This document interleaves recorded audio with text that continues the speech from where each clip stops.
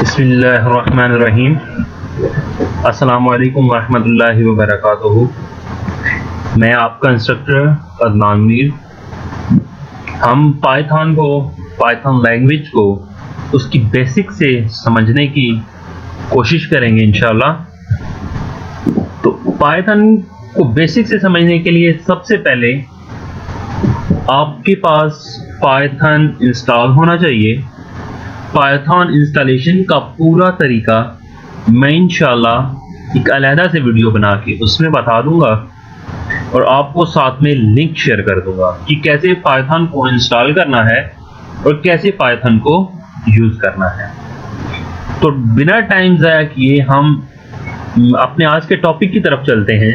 और पाइथन को स्टार्ट करने से पहले आपको ये बताना चाहूँगा कि पाइथन को हम डिफरेंट आईडीज़ के जरिए कर सकते हैं, क्योंकि आजकल की जो मेन लैंग्वेज है पाइथन, आपको पता है हर जगह पे वेब डेवलपमेंट हो गई, कंप्यूटर विजन हो गई, आर्टिफिशियल इंटेलिजेंस हो गई, नेटवर्क में इवन हर जगह पाइथन यूज हो रही है।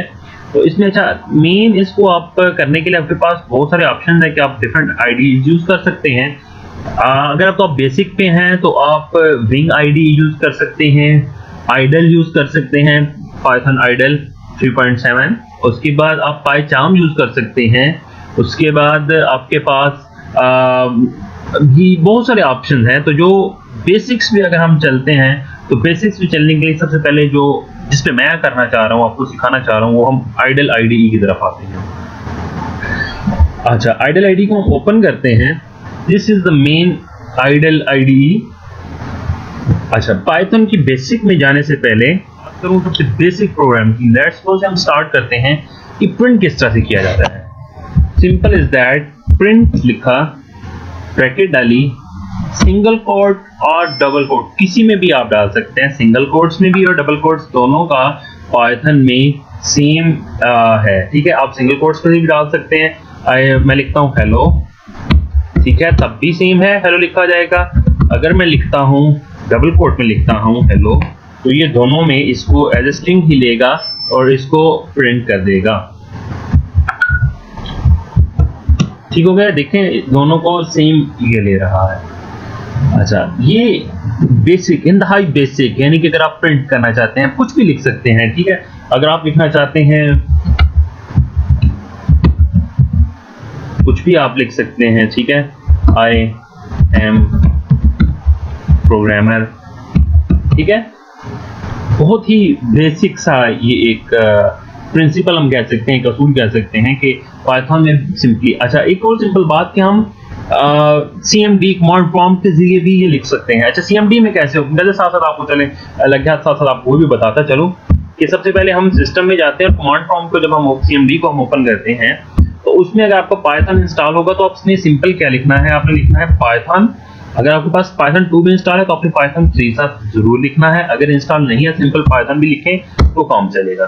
देखिए अब हम क्या पाइथन 3.7.3 वर्जन मेरे पास इंस्टॉल है।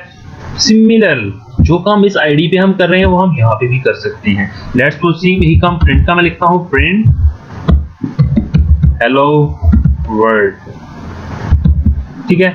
मैंने ये लिखा और मैंने इसे क्लोज किया और ये देखिए सेम सिमिलर ऐसे ही ये वर्क कर रहा है।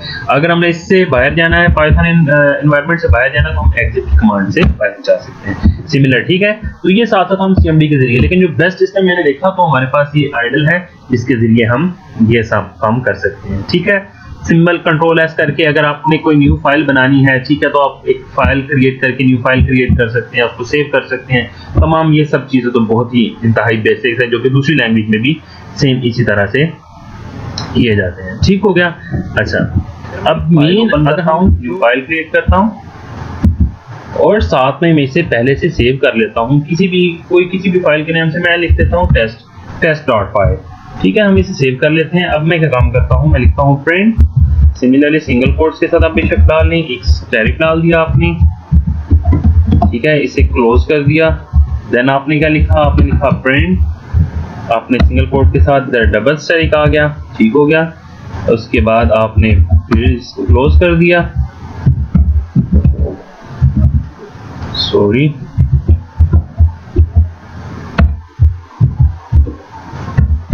सिमिलर अगर आप इस पैटर्न को अगर आप फॉलो करते जाती हैं 2 स्टार थे 3 स्टार अब आप डाल देते हैं। ठीक है, मतलब कहने का मकसद, सिखाने का मकसद ये है कि इंतहाई बेसिक से अगर आप F5 भी प्रेस करते हैं, F5 को प्रेस करते हैं तो रन होगा, या अगर आप रन की कमांड सिंपल F5 प्रेस करें, ठीक है, तो आपने इसे सेव कर लिया। तो अगर आप देखें तो आउटपुट में देखें 1 स्टार 2 स्टार 3 स्टार, इस तरह का आप डिफरेंट शेप्स भी, इंतहाई बेसिक चीज, जो मेन मकसद है सिखाना, इंतहाई बेसिक्स। अच्छा, तो अब हम आगे जाते हैं अपने वैल्यूज एंड वेरिएबल्स की तरफ। सबसे पहले वैल्यू और वेरिएबल्स की तरफ आने से पहले आपको डाटा टाइप्स का इंतहाई बेसिक चीजें हैं, ये आपको इल्म होना इंतहाई जरूरी है। अच्छा, अब इंटीजर और स्ट्रिंग वैल्यूज। इंटीजर आपको पता है 1 2 3 4 5 6 7, दीज ऑल आर इंटीजर्स। और स्ट्रिंग में हमें आपको पता है string can contain everything, it could be integers, characters, कुछ भी हो सकता है। ठीक हो गया। अगर मैं सिंपल लिखता हूँ 4, ठीक है, अब ये क्या है, 4 एक इंटीजर है।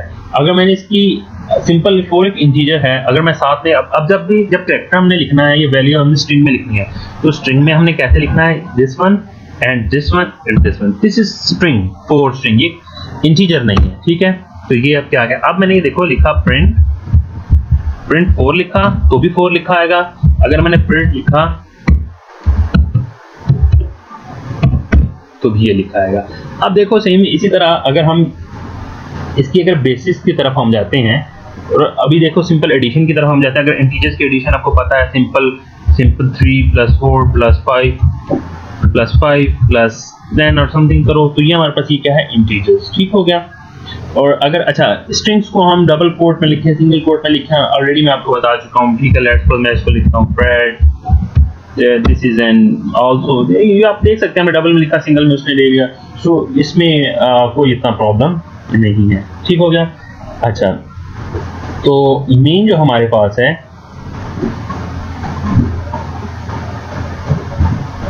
अगर लेट्स तो देखिए मैं टाइप चेक करना चाह रहा हूँ, मैं चाहता हूँ क्योंकि मैंने 4 लिखा है, टाइप ऑफ 4। ठीक है, अब भी हमें साथ में क्या पाइथन की बहुत ही अच्छी खासियत है कि हमें साथ में इसकी टाइप, अभी जब मैंने लिखा तो टाइप 4 बता देगा कि ये क्लास इंटीजर से बिलोंग करता है, 4 क्लास इंटीजर से बिलोंग कर रहा है। और अगर मैं लिखता हूँ टाइप ऑफ दिस वन, तो ये बता देगा कि ये क्लास स्ट्रिंग से बिलोंग करता है। ये हमारे पास क्या है, ये क्लास स्ट्रिंग से बिलोंग करता है। ठीक हो गया। इन था बेसिक सी चीजें हमारे पास। अगर हमने कोई इनिशियलाइज करना है, कोई वेरिएबल को इनिशियलाइज करना है, तो अब हमने उसको स्ट्रिंग कैसे पास, लेट्स तो मैं कहना चाहता हूँ a = कैरेक्टर 5 है या स्ट्रिंग 5 है, तो मैं a को एक ऐसे वैल्यूज में दे देता हूँ। अब मैं प्रिंट a करूंगा, प्रिंट ऑफ a कर दिया।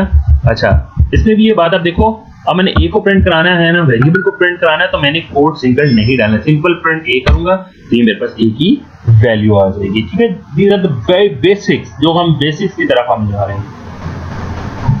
अच्छा, और ये भी बात आपको यहाँ पे बताता जाऊँ, इंटीजर्स की addition is something different. Integers को अगर हमने ऐड करना है 5 + 10 + 20 कुछ भी लिखते हैं, तो ये इंटीजर्स की एडिशन है। लेकिन कैरेक्टर्स या स्ट्रिंग्स कभी भी ऐसे ऐड नहीं होंगे। अगर आप इसको आप यूं लिखोगे, ठीक हो गया, तो ये आपको एरर दे देगा। देखो ये आपको एरर देगा। लेकिन अगर आप लिखते हो 5 + 10 स्ट्रिंग, तो ये आपको पास ये स्ट्रिंग, इसको हम स्ट्रिंग कनकैट बोलते हैं कि ये स्ट्रिंग कनकैट हो जाएगी, ये स्ट्रिंग कनकैटिनेशन है। ये आपके पास 5 10 बन जाएगा। देखो ये स्ट्रिंग आपके पास 5 और 10 आपस में जुड़ गई है, कनकैट हो गई है। ठीक हो गया। तो ये हमारे पास कुछ बेसिक्स हैं। स्ट्रिंग कनकैटिनेशन भी इस तरह से हम कर सकते हैं, इस तरह से भी लिख सकते हैं, हम इस तरह से भी लिख सकते हैं। अगर हमने सिंपल 5 + स्ट्रिंग ऑफ 5 लिख दो, तब भी ये कनकैट हो जाएगा, 5 5 कनकैट हो गए। ठीक हो गया। तो अगर हम टाइप्स चेक करना चाहें, टाइप की कमांड से टाइप। अच्छा, वेरिएबल्स की जो मैं बात कर रहा था, मैंने इस तरह एक वेरिएबल लेके सिंपल मैं x लेता हूँ, मैं कहता हूँ let's suppose x = 10, print x, तो हमारे पास क्या आ जाएगा, इसकी वेरिएबल की वैल्यू, यानी कि x को 10 वैल्यू असाइन हो चुकी है। सिमिलरली अब आपने ये भी बात याद रखनी है कि लेफ्ट हैंड साइड पे हमेशा वेरिएबल को हमेशा लेफ्ट साइड पे रखना है, और उसकी वैल्यू जिसको असाइन करनी है शुड बी लाजमी इसको अपना राइट हैंड साइड पे रखना है। ठीक है, अब बताइए मैथ के कुछ रूल्स हैं। ठीक है, तो simple x is equal to आप 10 लिख दो, x इज इक्वल टू 20 लिख दो, 30 लिख दो, ये इसमें तमाम एक ही चीज है, ठीक है। लेट्स सपोज मैंने जिस तरह x is equal to already x को असाइन किया, मैं फिर अगेन लिख रहा हूं x is equal to 10 print. अब एक खूबसूरती डालने के लिए x इज लिख दो, x is equal string close comma. अच्छा, इसको आपने लिखने का ये है कि अब आपने क्या प्रिंट करना x, इस तरह से आप लिखोगे तो क्या आ जाएगा x इज इक्वल टू 10 लिखा आ जाएगा, x इज इक्वल टू 10। इसको एक और लिखने का तरीका, खूबसूरत तरीका क्या है कि आप लिख सकते हो print x is equal plus string of x।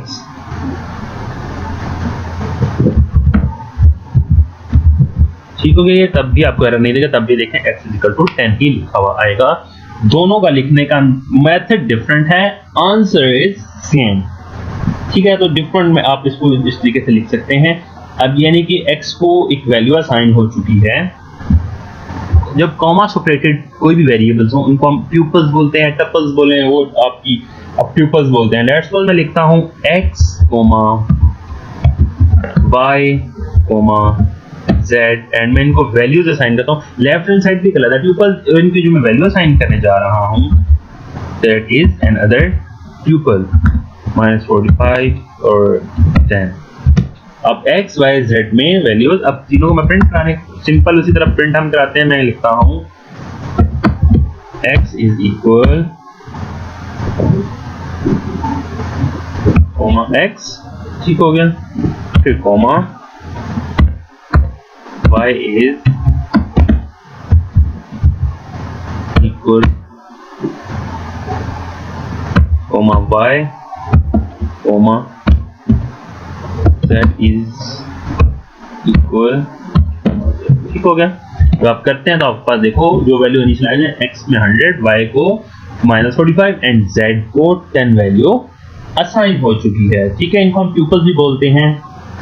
अच्छा, x, y, z ये एक ट्यूपल है, जबकि 100, -45 और 0 या 10 की वैल्यू जो है ये अनदर ट्यूपल है, राइट साइड पे है।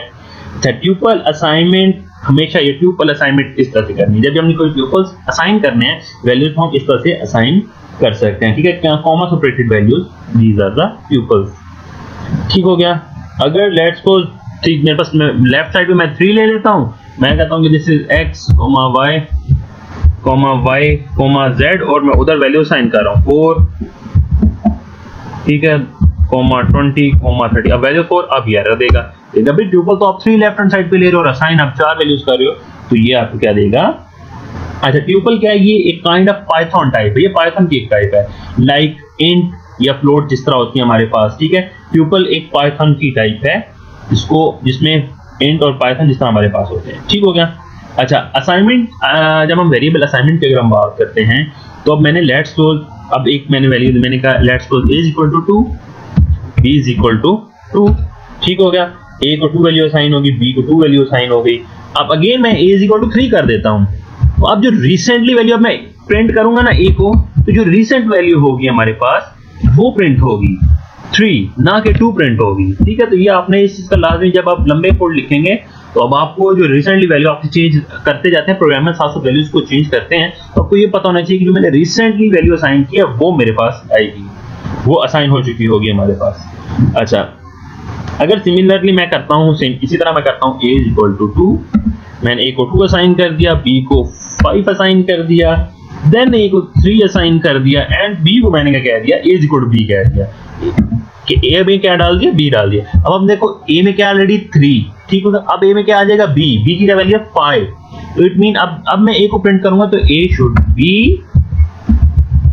5, ठीक। ये बेसिक सी चीजें हैं, लेकिन समझाना आपको कम से कम इन चीजों का आइडिया जरूर हो, ठीक है।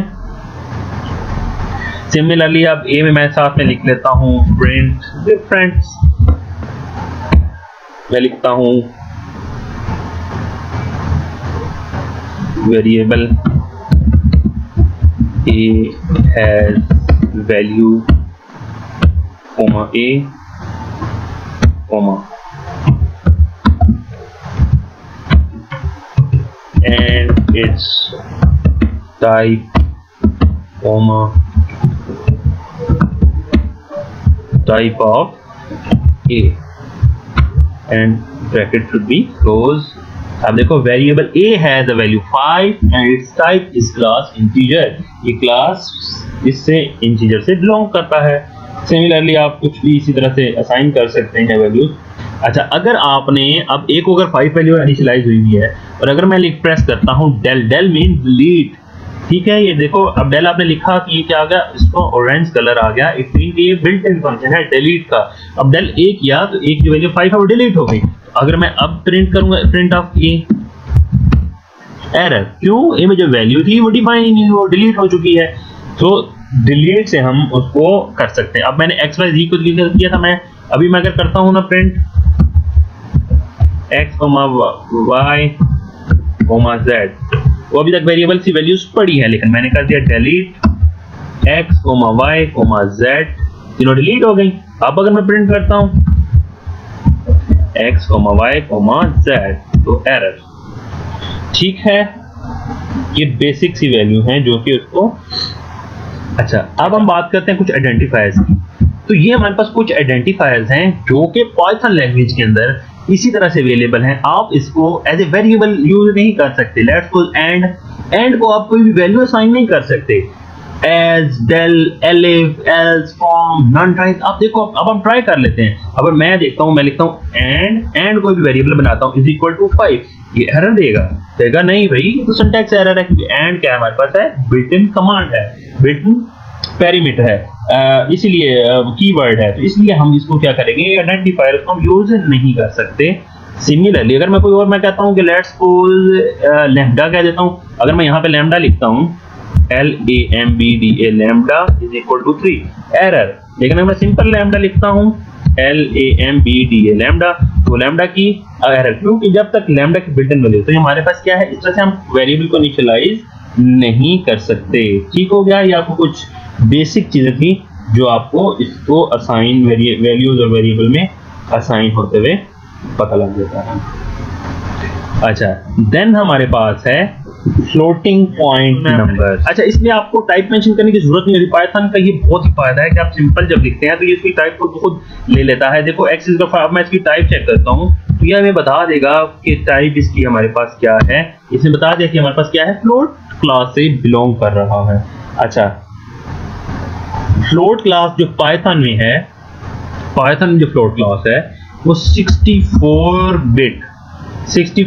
बिट की है, ठीक है। 64 बिट स्टोरेज है इसकी, और इसका जो मैक्सिमम 10 की पावर -308 से 10 की पावर +308 तक आप इसमें, और इसकी एक्यूरेसी है वो 15 डिजिट एक्यूरेसी है, 15 डिजिट तक, यानी कि पॉइंट के बाद 15 डिजिट तक आपका फ्लोट का जो है वो एग्जैक्ट रहेगा। उसके बाद एक्यूरेसी खत्म, उसके बाद आपका पॉइंट्स क्या हो सकते हैं, कम या ज्यादा की तरफ वो आपको लेके जा सकता है। लेट्स सपोज हम करते हैं, हम लिखते हैं पाई, बट यू नो दैट कि पाई की वैल्यू है 3.14, आई थिंक सो 159 शायद है, ये पाई है। और हम करते हैं print pi is equal pi, ठीक है। तो पाई के बारे में लिखते हैं तो क्या आ गई, 3.14159, ठीक हो गया। तो ये हमारे पास पाई की वैल्यू आ गई है। अभी सिंपल इसी तरह मैं लिखता हूँ x इज इक्वल टू, अब मैंने लिख दिया 23.12345678912123 अब देखिए 15 डिजिट दे ताकि हम क्या काउंट करें, 1 2 3 4 5 6 7 8 9 10 11 12 13 14, ठीक है। अब आपने देखना है कि अब इसकी जो एक्यूरेसी है ना वो 15 डिजिट तक रहेगी, आगे इसने डिजिट्स को चेंज कर देना है। अब आप ये देखो कि ये 15 डिजिट तक इसने एक्यूरेसी, आप अगर काउंट करोगे तो टोटल 15 डिजिट तक इसने एक्यूरेट किया है। उसके बाद ये क्या कर सकता है, चेंज कर सकता है, ठीक हो गया। तो फ्लोट्स को आप इस तरीके से लिख सकते हैं। अब इसके बाद अब देखो फ्लोटिंग नंबर क्या आते हैं। अब ये है हमारे पास एक नंबर है 23, इसको मैं लिखता हूं 23.12, ठीक हो गया। ये हमारे पास एक नंबर है। अगर इसको मैंने इंटीजर में कन्वर्ट करना है, आपको पता है इंटीजर क्या होते हैं, ये 23 पे से ले आएगा 23.12, मैं लिखता हूँ क्या आ जाएगा, 23 आ जाएगा। सेम इसी तरह फ्लोटिंग को हम राउंड भी कर सकते हैं। राउंड में क्या करेगा, वो उसको देखेगा पॉइंट्स के बाद अगले डिजिट को देखेगा, उसके हिसाब से राउंड कर देगा। 22 1 2 है, अगर 5 से ऊपर होता तो ये इसको अगले की तरफ लेके जाता, तो ये इसने 23 कर दिया। ठीक हो गया। तो इसी तरह ये हमारे पास राउंड की कमांड हम क्या करते हैं। अच्छा हाँ, एक ये बात, अगर हम राउंड की कमांड को यूज करते हैं इस तरह से कि राउंड, हम एक काम करते हैं कि पहले इसको वेरिएबल इनिशियलाइज कर लें। Let's suppose x is equal to 23.1234। Okay, and मैं लिखता हूं राउंड ऑफ x। सिंपल लिखा तो उसने 23 दे दिया, राउंड हो गया। लेकिन अगर मैंने लिखा राउंड ऑफ x, 1, तो ये हमारे पास 23.1 देगा, तो उसका अगला पहला डिजिट तक देगा। ओके, अगर मैंने लिख दिया राउंड ऑफ x, 3 डिजिट तक देगा हमारे पास। तो बात आपको उम्मीद कर रहा हूं कि इंशाल्लाह समझ आ रही होगी। तो ये हमारे पास फ्लोटिंग भी आ गए, फ्लोटिंग पॉइंट्स आ चुके हैं। ठीक हो गया। उसके बाद हम इनकी टाइप्स भी डिफरेंट तरीके से चेक कर सकते हैं। ठीक हो गया। ये कुछ बेसिक्स हैं जिनका पता आपको होना जरूरी है। आज के लेक्चर्स के लिए इतना ही। इंशाल्लाह नेक्स्ट लेक्चर्स में हम ये सीखेंगे कि स्ट्रिंग्स को कोड में किस तरह से लिखा जाता है और उनको किस तरीके से कंट्रोल किया जाता है। उम्मीद करता हूं आपको मेरा ये लेक्चर पसंद आया होगा। जज़ाकल्लाह खैर।